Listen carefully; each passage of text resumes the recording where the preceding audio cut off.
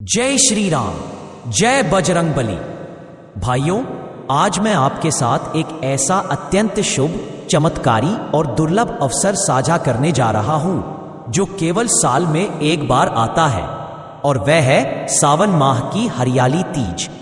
यह दिन न सिर्फ शिव पार्वती के पुनर्मिलन की स्मृति दिलाता है, बल्कि यह दिन देवी देवताओं की कृपा पाने के लिए सर्वोत्तम माना गया है।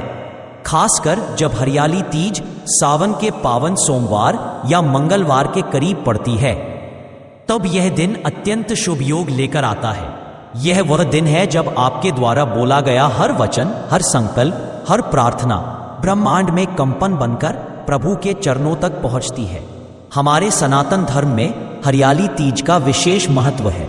यह पर्व जहां स्त्रियों के लिए सौभाग्य और अखंड सुहाग का प्रतीक है, वही पुरुषों के लिए यह दिन शिव तत्व और शक्ति तत्व के संयोग से जीवन के सभी रुके हुए कार्यों को गति देने वाला दिन माना गया है।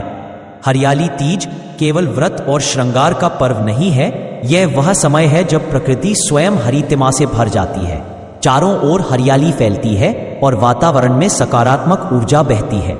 इसी ऊर्जावान वातावरण में यदि हम सही भाव, सही विधि और सच्चे विश्वास के साथ कोई प्रार्थना या उपाय करें, तो उसका प्रभाव कई गुना बढ़ जाता है। हरियाली तीज पर शिवजी की पूजा का महत्व अत्यधिक है, क्योंकि यह वही दिन है जब माता पार्वती ने कठिन तपस्या करके भगवान शिव को अपने पति रूप में प्राप्त किया था। ये पर्व उनकी तपस्या, प्रेम, समर्पण और शक्ति का प्रतीक है। अब जरा सोचिए, जब एक कन्या के कठिन संकल्प से स्वयं महादेव पिघल गए, तो क्या एक सच्चे मन से किया गया संकल्प आज भी उन्हें नहीं छू सकता? यह दिन तप, भक्ति और मांगलिक ऊर्जा का प्रतीक है। यदि हम इस दिन केवल स्त्री धर्म तक सीमित न रहकर इसे एक व्यापक आध्यात्मिक अवसर माने, तो यह दिन हमारी इच्छाओं के लिए भी उतना ही प्रभावशाली सिद्ध हो सकता है जितना देवी पार्वती के लिए था।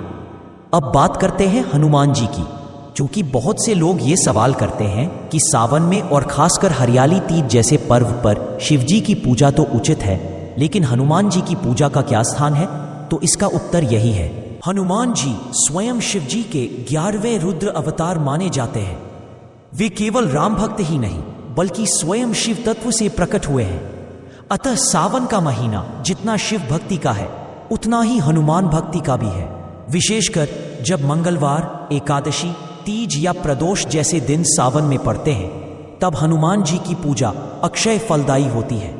हरियाली तीज और सावन दोनों का मेल जब हनुमान भक्ति से होता है, तो यह एक दुर्लभ त्रिवेणी बन जाती है।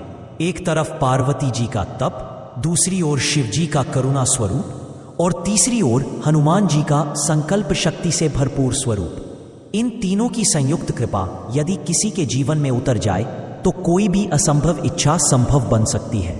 इसलिए इस बार की हरियाली तीज पर केवल भगवान शिव और माता पार्वती की पूजा ना करके हनुमान जी को भी विशेष रूप से स्मरण करें, क्योंकि हनुमान जी ही वे देवता हैं जो आज के युग में सबसे शीघ्र फल देने वाले और सशक्त माने जाते हैं। अब प्रश्न आता है, आखिर इस दिन करना क्या चाहिए?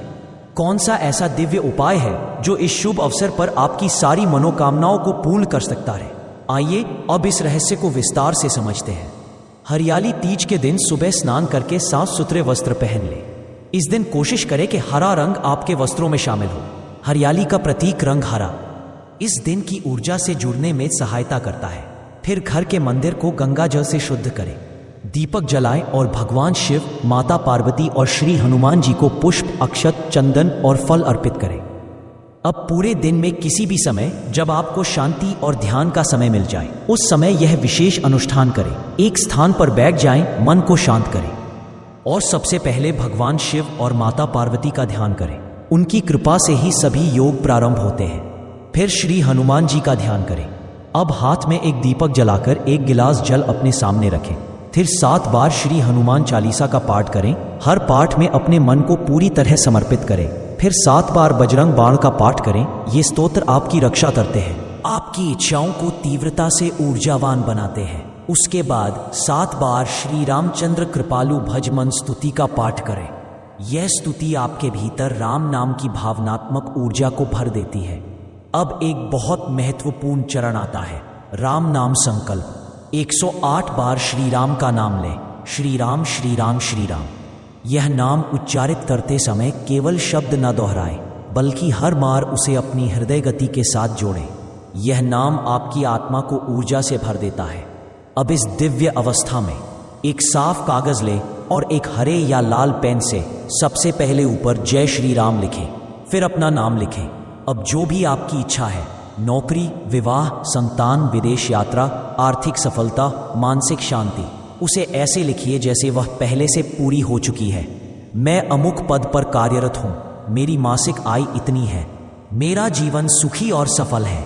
इस प्रकार आप अपने जीवन की वह तस्वीर उस पन्ने पर उतारें जो आप भविष्य में जीना चाहते हैं। अंत में 3 बार लिखें, जय श्री राम, जय श्री राम, जय श्री राम। इस पृष्ठ को मोड़े और हनुमान जी के चरणों में रख दें। यदि घर में मंदिर नहीं है तो उसे अपने पास रखें और रात को तकिए के नीचे रख दें, लेकिन इसे किसी को न दिखाएं। रात को सोने से पहले एक बार फिर से उस पन्ने को अपने हाथ में लें, आंखें बंद करें और वह सब कल्पना करें जो आपने लिखा है, जैसे कि वह सब कुछ आपके साथ हो चुका है। उस भाव में रहकर प्रभु को धन्यवाद दीजिए और कहिए, हे प्रभु, यह सब अब आपकी कृपा से मेरे जीवन में उतर रहा है। यह प्रक्रिया केवल एक क्रिया नहीं है, यह एक भाव है। यह ब्रह्मांड से जुड़ने की वह तकनीक है जिसे आज की दुनिया में मैनिफेस्टेशन कहा जाता है। लेकिन हमारे ऋषि मुनियों ने हजारों साल पहले इस विज्ञान को अपने जीवन में साथ लिया था। हनुमान जी की कृपा से यह साधना कई गुना अधिक प्रभावी हो जाती है, क्योंकि वे कलियुग के जीवंत देवता है। अब एक और बात बहुत जरूरी है, यह उपाय तभी असर करेगा जब आप संदेह को मन से बाहर निकाल दें। श्रद्धा और भरोसा, ये 2 स्तंभ हैं जो हर चमत्कार की नींव होते हैं। अगर आप यह सोचकर कर रहे हैं कि चलो करके देखते हैं क्या होता है, तो यह उपाय आपके लिए नहीं है। लेकिन अगर आप यह सोचकर कर रहे हैं कि मुझे पता है प्रभु मेरी बात सुनेंगे और जब समय आएगा वो मुझे वह सब देंगे जो मैंने मांगा है, तो फिर यह उपाय आपके जीवन को पूरी तरह बदल देगा। हरियाली तीज का यह अवसर यूं ही नहीं आया है।